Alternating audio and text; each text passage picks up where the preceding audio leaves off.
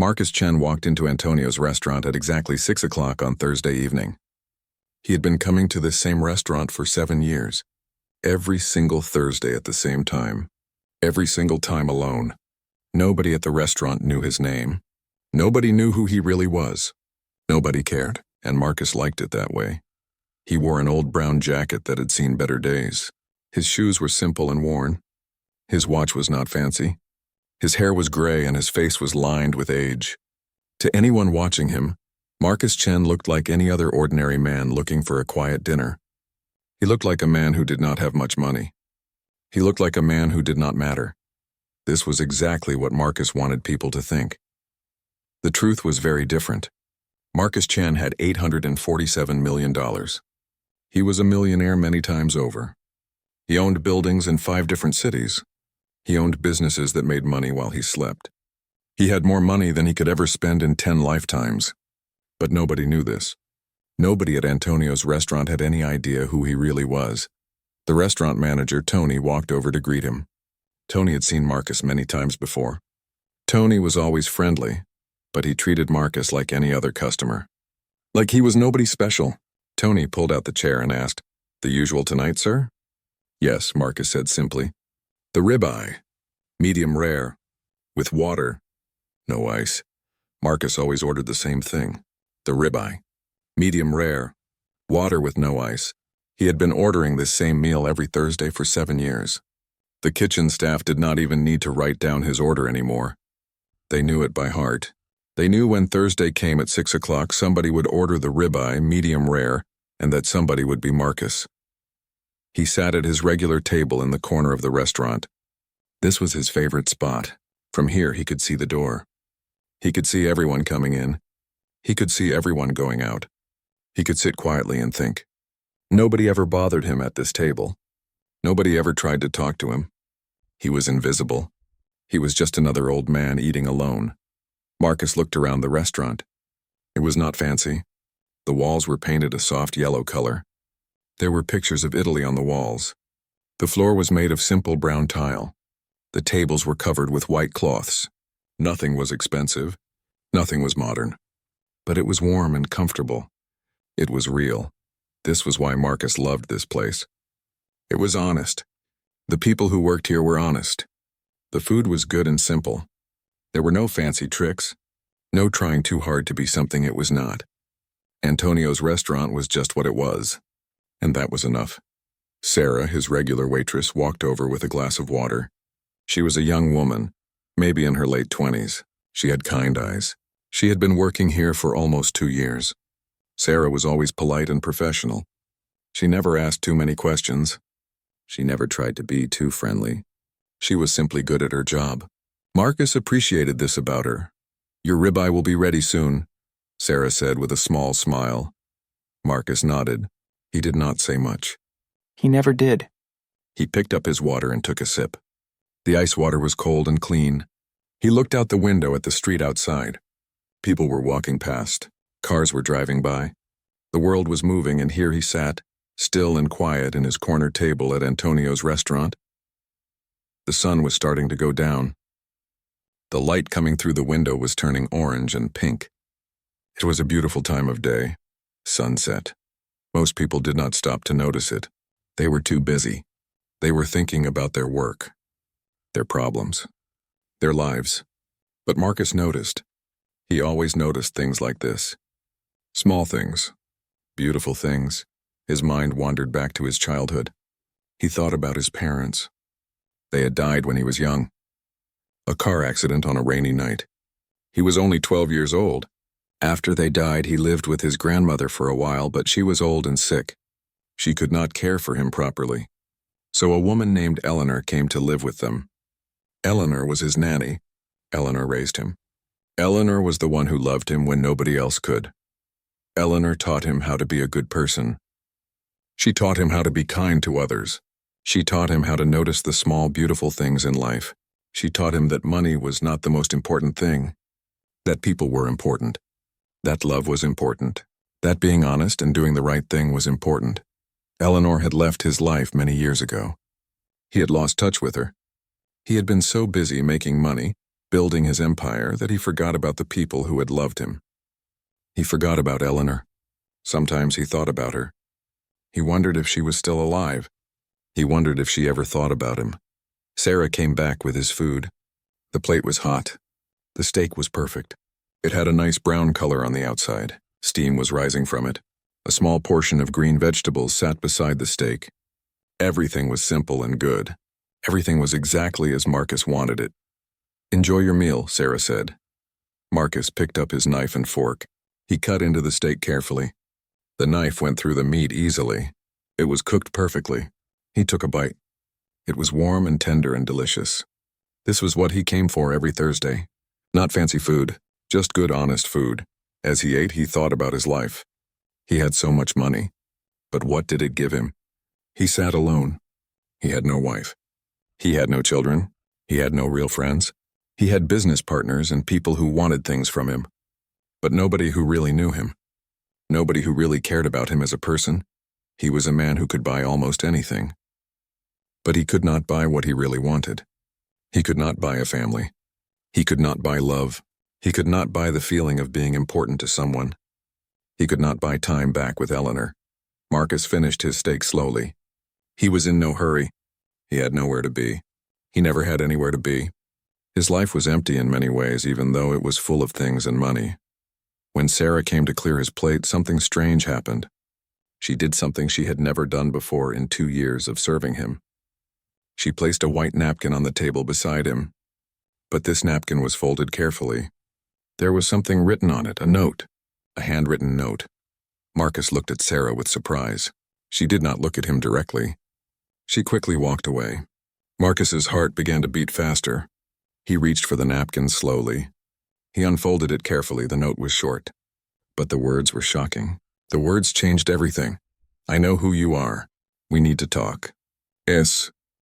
Marcus sat frozen at his table. His hands were shaking. He read the note again and again. "I know who you are.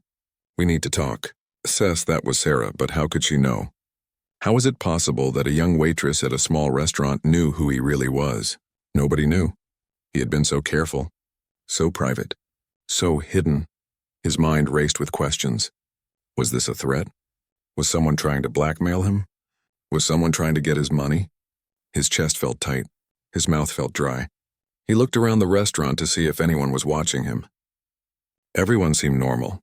Everyone seemed busy with their own meals. He folded the napkin carefully and put it in his jacket pocket. He needed to stay calm. He needed to think. He waited until Sarah was free. When she came back to check on him, he spoke quietly. "Sarah," he said, "can you sit down for a moment?" Sarah looked surprised. She glanced around the restaurant. Her manager was busy in the back. Other customers were eating. She nodded slowly and sat down across from him. "What does that note mean?" Marcus asked. He kept his voice very low. "How do you know who I am?" Sarah took a deep breath. She looked nervous. She looked like she had been planning to say something for a long time. "My grandmother was Eleanor Hayes," Sarah said quietly. "She was your nanny. She raised you after your parents died. She lived with your family when you were a boy." Marcus felt like the world had stopped moving. Eleanor.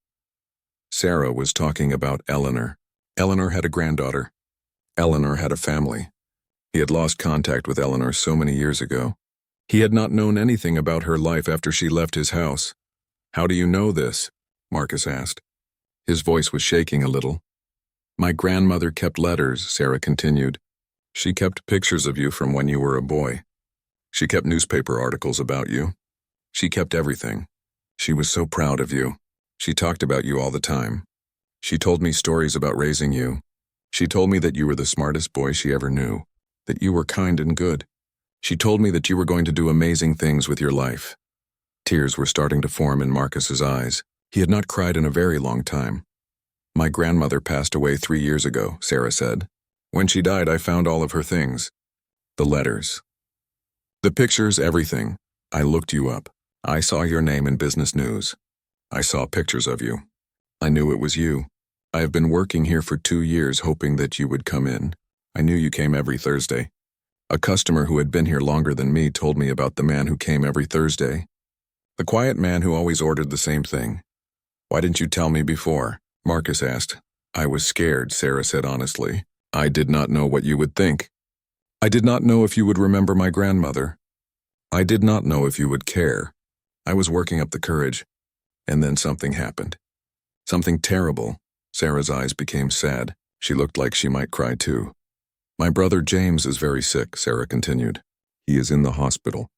He has a disease, an autoimmune disease. The doctors say it is very rare. Most people with this disease do not survive. But there is an experimental treatment, a new medicine, a new way to help him. It costs $400,000, Marcus listened. He did not interrupt. Our family has no money, Sarah said. My mother works hard, but she does not make much. My father is not in our lives anymore. We have tried everything. We have asked for help everywhere. We have looked for grants and programs. Nothing works.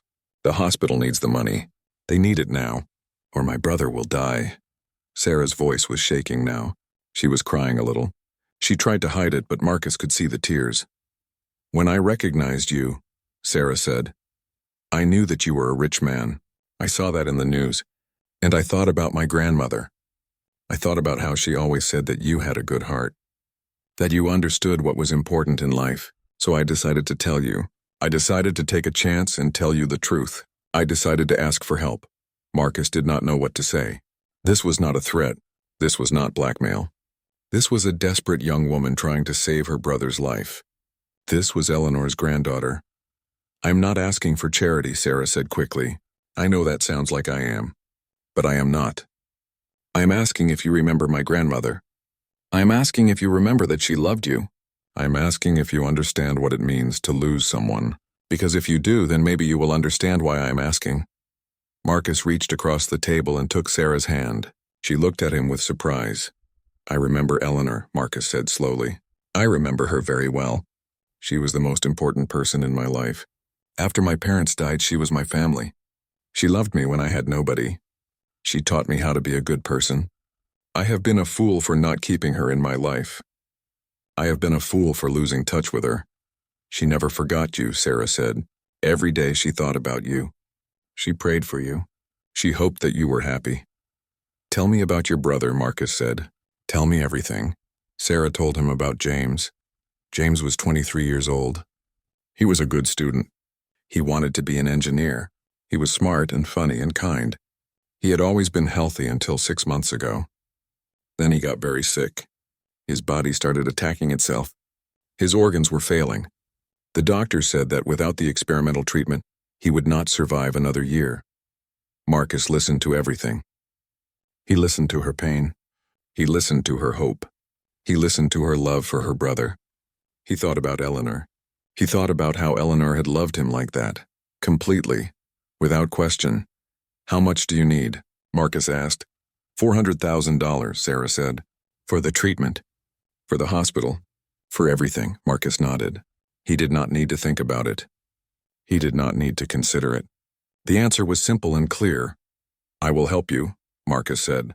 I will pay for the treatment. Sarah's eyes went wide. Tears started flowing down her face. Really? She asked. You will really do that? Yes, Marcus said. I will do it.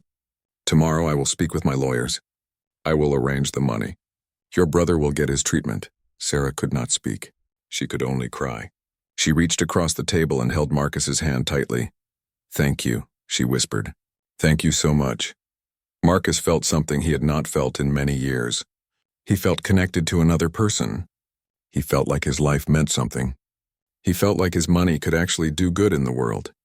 He felt like Eleanor was watching him and she was proud. 3 days later, Marcus sat in a waiting room at Portland General Hospital. The room was bright and clean and cold. Uncomfortable chairs lined the walls. A television was on, but nobody was watching it. Marcus was nervous. He had never been to see the hospital before. He had never wanted to come to a hospital. Hospitals made him think of death. They made him think of loss. Sarah had invited him to come meet her brother. She had given him the room number and the time. She had told him that James knew about him, that James wanted to meet him. A nurse called his name. Marcus stood up and followed her down a long hallway. The hallway smelled like medicine and cleaning supplies. It smelled like sickness. They stopped at a door. The nurse knocked and opened it. Inside the room, a young man lay in a hospital bed. This was James. He looked very sick.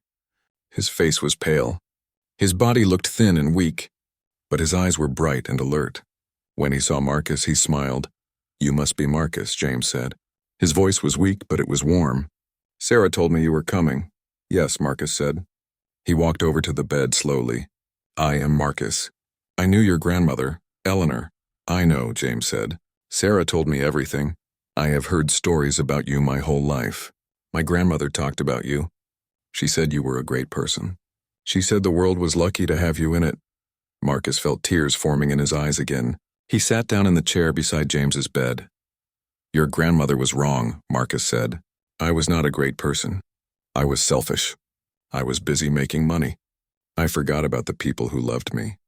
I forgot about your grandmother. I have regretted this every single day of my life." James nodded slowly. He understood. "Can I ask you something?" James said. "Why are you helping me? You do not know me. I am a stranger to you." Marcus thought about this question carefully. "Your grandmother saved my life," Marcus said. "She did not save me from anything physical. She saved me from sadness, from loneliness, from despair. After my parents died, I had no one. I was just a boy and I was alone. Your grandmother loved me. She gave me a home. She gave me hope. She gave me a reason to live. Everything good in my life comes from her." He paused and continued. "I have had many years to think about what your grandmother did for me. I have had money to buy almost anything, but I could not buy back the time with her. I could not buy her another day of life. So when Sarah came to me and told me that you were sick, I knew what I had to do. I knew that I had to do for you what Eleanor did for me. I had to give you a chance to live." James was crying now too. Tears were running down his thin face. "The doctors are starting the treatment tomorrow," James said. "The medicine is very strong. It is dangerous, but it is my only chance. I am scared. I am really scared." "That is okay," Marcus said. "It is okay to be scared. Being brave does not mean you are not scared. Being brave means you do the right thing even though you are scared." Marcus stayed with James for 2 hours. They talked about many things. James told Marcus about his dreams. He wanted to study engineering. He wanted to build things that helped people. He wanted to make a difference in the world. He was smart and curious and kind. Marcus told James stories about Eleanor.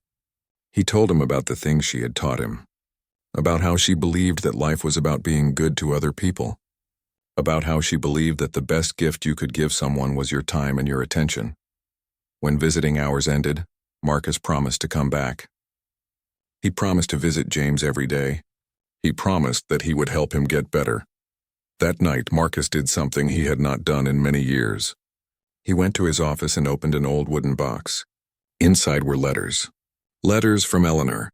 Years and years of letters that Eleanor had written to him. He had kept them, but he had not read them in so long. He opened them one by one. They were dated from years ago. They were written in Eleanor's careful handwriting. The letters talked about her life. They talked about her grandchildren. They talked about missing him. They talked about being proud of him. The last letter was dated 6 months before she died. In this last letter, Eleanor wrote, "My dear Marcus, I hope this letter finds you well and happy. I'm growing old now. I do not know how much time I have left on this earth, but I want you to know that I think of you every day. I am proud of the man you have become. I am proud that you have done so well in your life. But I hope that you have not forgotten about the things that matter most. People matter most. Love matters most. Family matters most. Money is just paper and numbers. It is not real. The real things in life are the people we love and the time we spend with them. I hope that before it is too late you will remember this. I hope that you will use what you have been given to help others. I hope that you will come back to us. With all my love, Eleanor." Marcus read the letter 3 times. His hands shook as he held it. Eleanor had been sending him a message. She had been trying to tell him what was important. And he had missed it. He had been too busy to read her letters. He had been too busy to understand, but now he understood. Now, through Sarah and James, Eleanor was finally speaking to him. Eleanor's love was reaching him from beyond death. It was telling him what to do. The next day, Marcus visited Portland General Hospital again. He brought flowers for James. He brought a card with a personal message. But more importantly, He brought his whole self. He brought his time. He brought his attention. He brought his love. The experimental treatment started that morning. The medicine was very strong. It would take time to work. It would take months to see if it would save James's life. But Marcus was there to support him through it all. He also did something else. He asked Sarah to tell him everything about her life. He learned that she was studying to be a nurse. She was working 2 jobs to pay for school. She was studying hard. She was determined to make her life better. Marcus offered to help her with her studies. He offered to help her with school, and Sarah accepted. She understood that this was not just about money. This was about connection. This was about family. Marcus realized that Eleanor had given him a second chance. Through her granddaughter and grandson, Eleanor was bringing him back to life. Eleanor was teaching him even after death what was truly important. 6 weeks had passed since James started his treatment. The medicine was working. Not perfectly, not without problems, but it was working. The doctors said that James was responding better than they expected. His organs were healing. His body was fighting back. There was hope. Marcus had been at the hospital almost every day. He had watched James go through difficult times. He had watched him suffer from the side effects of the medicine. He had watched James cry and feel sick and feel scared, but he had also watched James grow stronger. He had watched him smile more. He had watched him believe that he would survive. One morning, James sat up in his bed without help for the first time in 2 months. It was a small thing. A simple thing. But it meant everything. It meant that he was getting better. It meant that the treatment was working. It meant that the money Marcus had given was not just paper and numbers. It was life. It was hope. It was a future. Sarah came to visit after her shift at the restaurant. She was tired. She had worked a long shift, but she was also happy. She could see that her brother was improving. She could see that he might live. "Thank you," Sarah said to Marcus. She said this every time she saw him. "Thank you for everything." "You do not need to thank me," Marcus said. "I am helping your family because I want to, because it is the right thing to do." But that evening Marcus went home and made a decision. He had already paid for James's treatment, but he wanted to do more. He wanted to help Sarah in a bigger way. He wanted to help her reach her dreams. The next day he called Sarah into his office. Yes, his office, not the restaurant. He had invited her to his actual workplace, a tall building downtown. Sarah had never been there before. She had never seen where Marcus really worked. They sat in his office, which was simple and clean, not fancy at all. Marcus got right to the point. "Sarah," he said, "you are a good person. You work hard. You are studying to be a nurse. You are taking care of your family. You are making sacrifices." "I am doing what I have to do," Sarah said. "I know," Marcus said, "but you should not have to work 2 jobs and study at the same time. No person can do their best when they are that tired. So I want to help you. I want to pay for the rest of your nursing school. All of it, all your tuition, all your books, everything." Sarah's face went pale. She could not speak for a moment. "I cannot accept that," Sarah said finally. "That is too much. That is too generous." "You can accept it," Marcus said firmly, "and you will. Because I am not doing this just for you. I am doing it for Eleanor. Your grandmother changed my life. She made me who I am, and now through you and James, she is changing my life again. She is teaching me what is important. She is teaching me how to use what I have been given. So this is not charity. This is honor. This is family." Sarah began to cry. Not sad tears, happy tears. "But there is one condition," Marcus said. "After you graduate, you must promise me one thing." "What is that?" Sarah asked. "You must promise to be kind to other people," Marcus said. "You must promise to help people who need help. You must promise to remember Eleanor's lesson, that life is about people, that love is what matters. Can you promise that?" "Yes," Sarah said. "I promise." Marcus also did something else that week. He established a fund, the Eleanor Hayes Memorial Fund. It was created to help students who wanted to study nursing or medicine but did not have money. He put $5 million into this fund.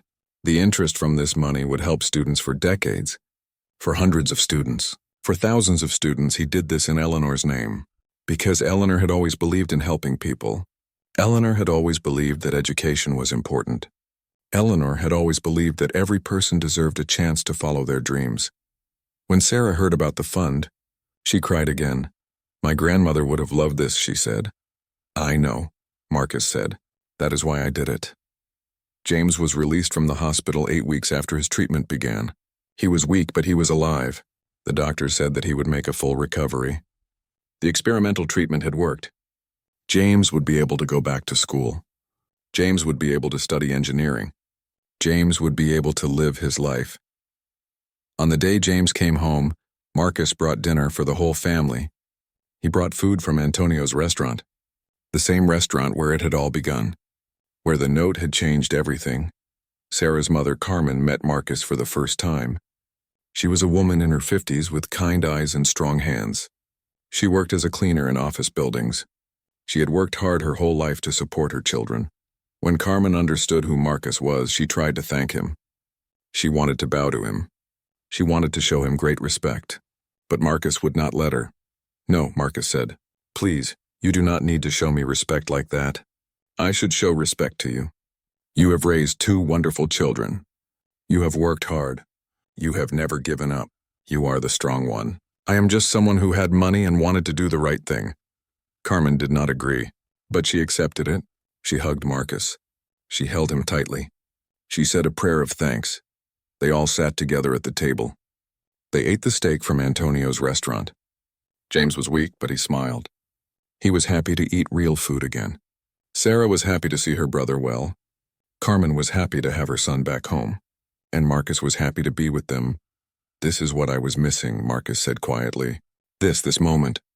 This family. This is what matters." After dinner, Sarah walked Marcus to his car. "Do you know what is funny?" Sarah said. "When I wrote that note, I was so scared. I did not know what would happen.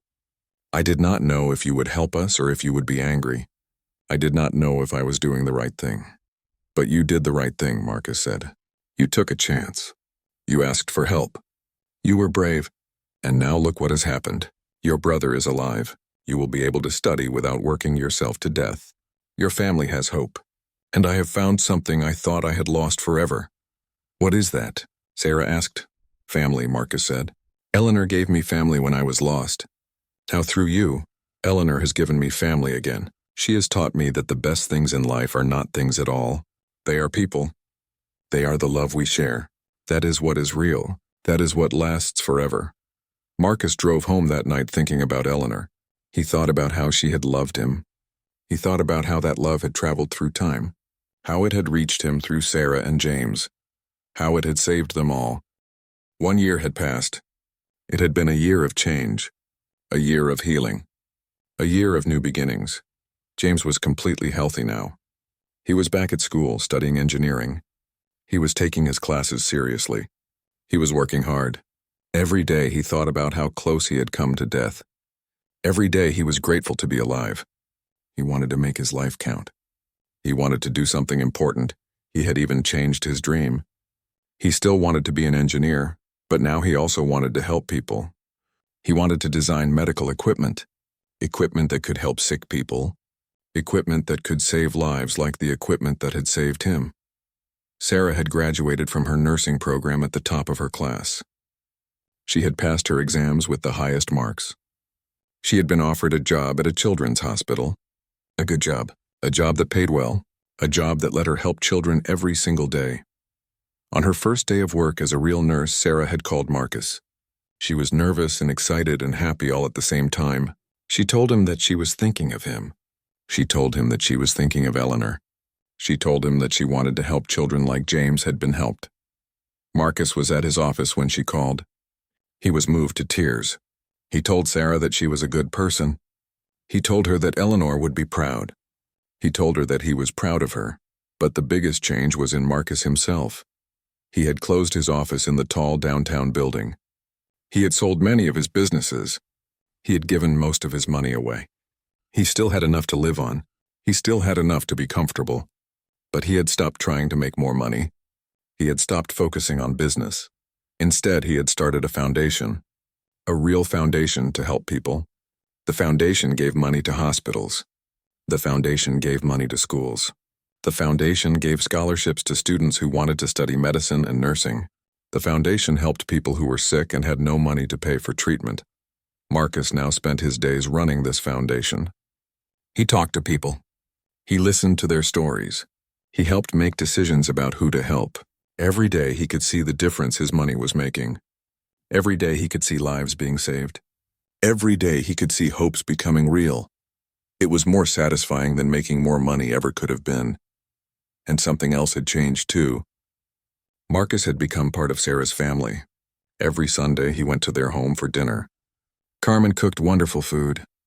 The whole family was there, Sarah and James and their cousins and their aunts and uncles. It was loud and happy and full of love. Marcus had never experienced anything like it in his adult life. He had been so alone for so long. Now he had a family. A real family that loved him. A real family that wanted him there. Carmen had started calling him Uncle Marcus. She had told him that Eleanor's love had brought him to them. She had told him that he belonged with them. On the first anniversary of the day Sarah had given Marcus the note, they had a special dinner at Antonio's restaurant. The whole family came. Tony, the restaurant manager, had closed the restaurant for the evening so they could have the place to themselves. They sat at the best table in the restaurant, not in the corner where Marcus used to sit alone. A table in the middle of the room. A table where they could all see each other. Where they could all feel like they belonged together. Carmen had made special dishes. Sarah had decorated the table with flowers and candles. James had written a special thank you speech. And Marcus had brought something with him. It was a frame. Inside the frame was the note that Sarah had written. The note that had started everything. I know who you are. We need to talk. As this, Marcus said to the family, is the most important piece of paper I have ever owned. Not because of what it says, but because of what it led to. This note changed my life. This note brought me back to Eleanor. This note taught me what is truly important. He looked at each person in the room. A year ago, he continued, I thought I had everything. I had money. I had success. I had a good life. But I was empty inside. I was alone.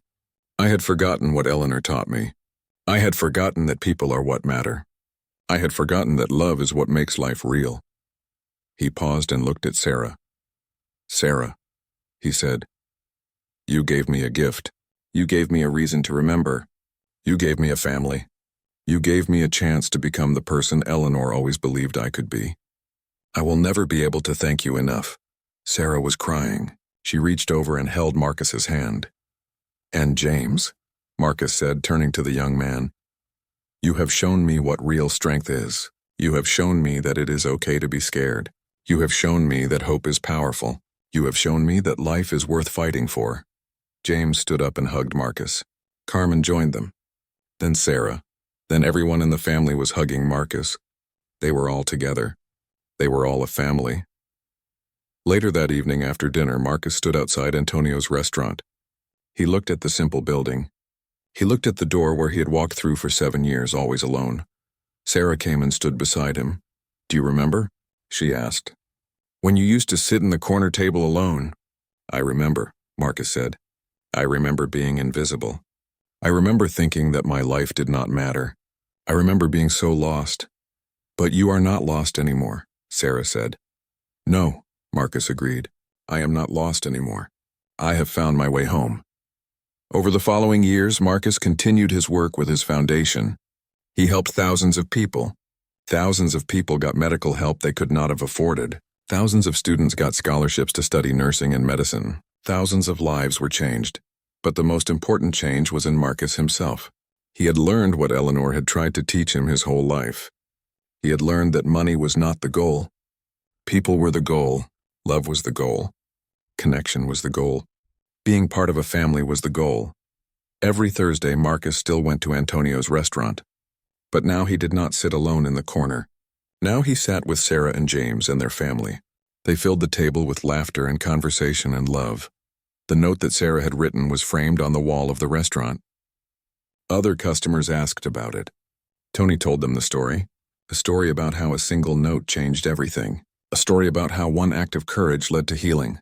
A story about how love and family are the most valuable things in the world. And when people read the note, they understood something important. They understood that sometimes the best things in life come when you take a chance, when you speak up, when you ask for help, when you reach out to another person. Marcus had learned that lesson. Eleanor had taught it to him. And now, through his foundation and his family, Marcus was teaching it to the world. The man who used to sit alone at a corner table had become a man surrounded by love. The man who had everything but felt empty had become a man who had little but felt full. The man who had forgotten Eleanor's lesson had come home to Eleanor's love, and it had all started with a note. A simple note, a note that changed everything.